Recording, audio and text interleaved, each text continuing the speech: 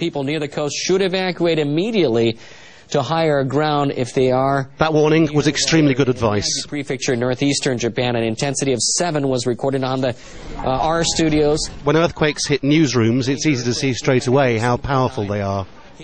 And if they're out to sea, just off the coast, then the tsunami doesn't take long to turn up. And this is a look, once again, at Kamaishi City in Iwate Prefecture, and it looks like the tsunami has been engulfing the port. You're seeing live footage of a tsunami engulfing the port area of Kamaishi City in Iwate Prefecture. We've been reporting earlier on that the meteorological agency has issued a warning for tsunami up to 6 meters deep, 6 meters high, and this is what's happening right as we speak.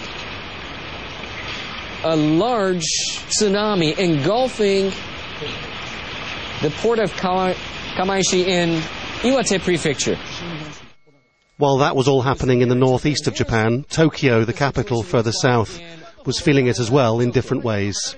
TV channels showed fires burning, people trapped in high-rise buildings.